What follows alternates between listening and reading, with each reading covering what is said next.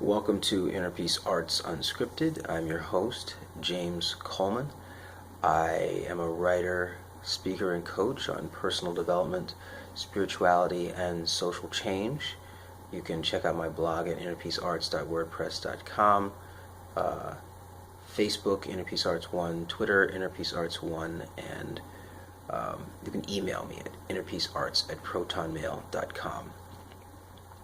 Today I'm going to tackle a very classic, old, ancient problem that just has to be talked about at least once, and I am in no way saying I have a solution. I just have an opinion and position and can say why I think it's useful, and that's it. Because anyone who claims anything more than that about the problem of evil, I think, is really kind of deluding themselves. It's a huge problem that everybody has to face, and it's completely unavoidable.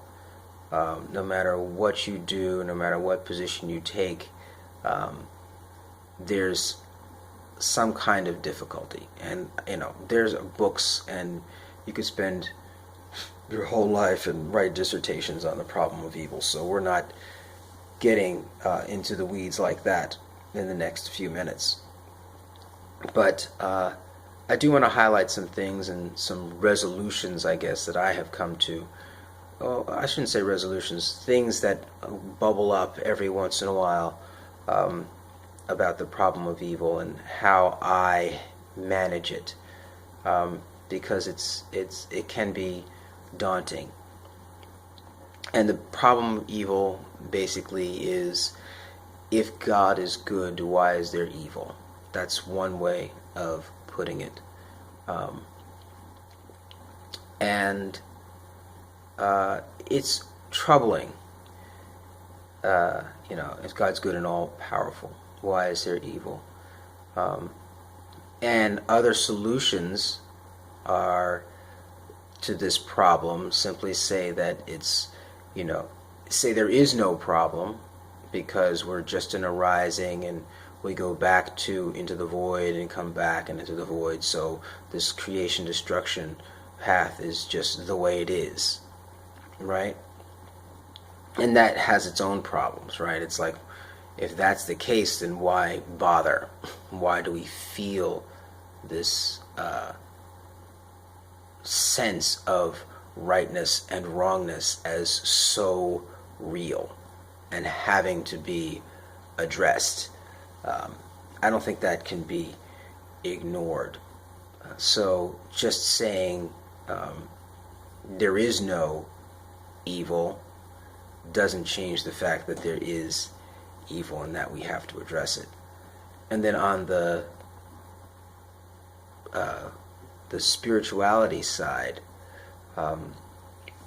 it's a big wrestling with the nature of God and how he, she, however you want to say it. Christian perspective, it would just be a he. We can just move on from there. How it affects how you think about and relate to God. And for me, I've come to a kind of a peace that says I have a responsibility that I feel I have to do. And the problem of evil is not solvable. So, for example, let's complain about the 40 million Chinese that Mao Zedong starved to death. Okay, I wasn't around for that, and no, not too many people talk about that. They'll talk about the 6 million Jews. That's another story. But how do I deal with the fact that I am a single solitary person up against a juggernaut of a machine that could kill at a whim. And I say to myself, we say, why does this evil persist? And I say to myself, I don't know, but I'm not going to sit around and do nothing. And so this is a kind of my response to the problem of evil. It's, I don't know, but I am not going to not do nothing because of that problem. And I think that this is my position, that if we recognize that there's something wrong, we realize there's something wrong, we have accepted this wrongness, and we accept that we have power, then the application of our power should be toward the resolution of that problem. To not apply the power to that solution essentially means you don't care. It doesn't fit your agenda. It's not a high priority for the use of the gift that you have in being. And so I don't want to look at it as a character test, right? Okay, here's the problem of evil. How are you going to respond to it? And it's a test of your character. I just think it's kind of like the right thing to do, and can't get more deeper than that. And of course, it's going to set up difficulties and set up disagreements. But I don't think that I can't think of it any other way. And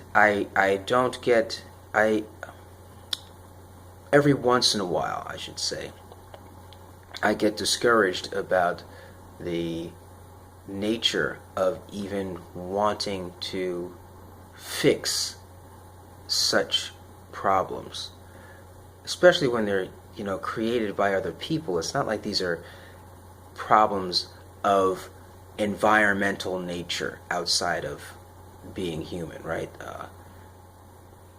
Flowers don't have this kind of concern about the problem of evil. They grow, they do their thing, and they operate in the system, and then they go away, right? People don't seem to be like that in the same way, unfortunately, our lives.